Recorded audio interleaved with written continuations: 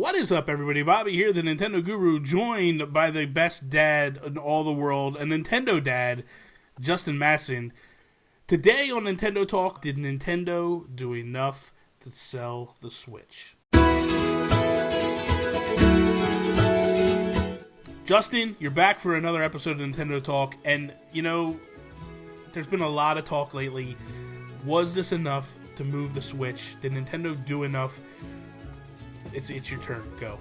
Okay, full disclosure, first and foremost, I did order a Switch, so I'm going to be transparent, okay? I ordered it. I have a show that's Nintendo-based. I have to play this thing. I have to order it. Now let me tell you my honesty.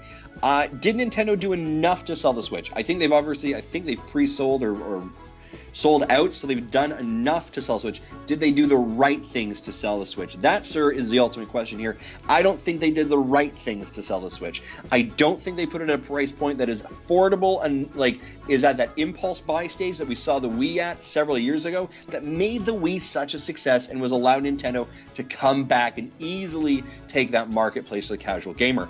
I don't think they have their accessories, and what I'm saying by that is the Joy-Cons and the extra controllers at a price point that, again, is impulse buying to be able to set someone up. And the biggest failure, Bobby, is the fact they did not pack in a game that sells this console. Remember how much we all loved Wii Sports? There's a reason for it, because you understood what motion control did. You gave it to your mom, you gave it to your grandma, you're all bowling, you're having a great time, it's a party game. Everybody loves the Wii, and I don't think the Switch has put itself, and Nintendo has not put the Switch at a spot which is reasonable for a family to easily access it and to really move forward at it. Zelda will move the system, absolutely. That was the right play to put Zelda there.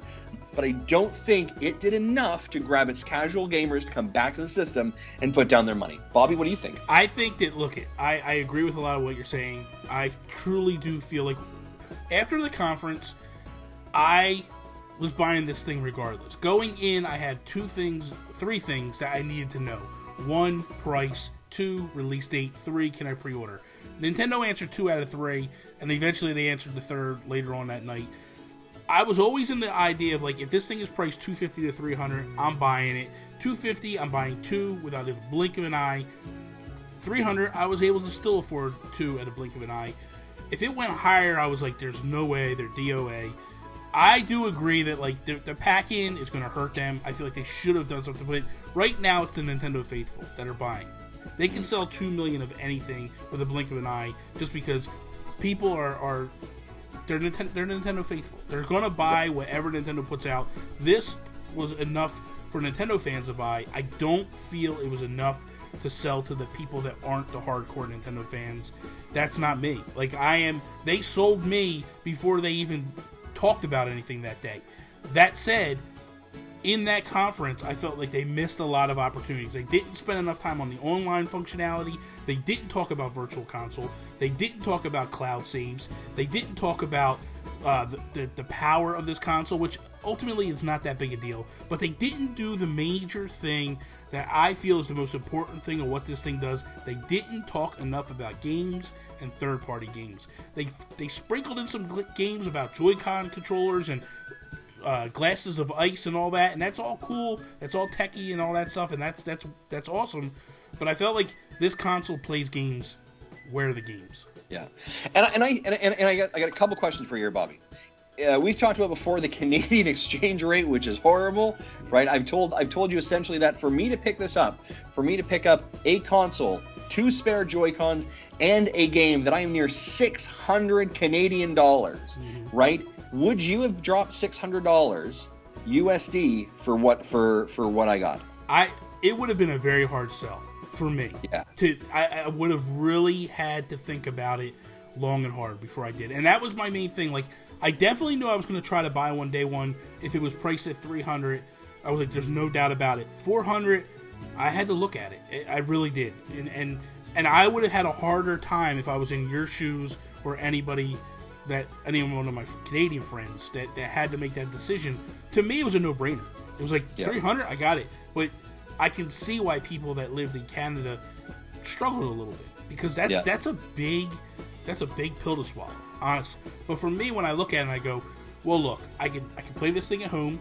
That's a Wii U. I paid $350 for my Wii U. I could take it on the road. That's my 3DS. That cost me $200. Actually, my 3DS, my original one, cost me $275 or something like that. So when I look at that, I go, that's a $500 console. Yeah. For $300. I'm going for it. Sure.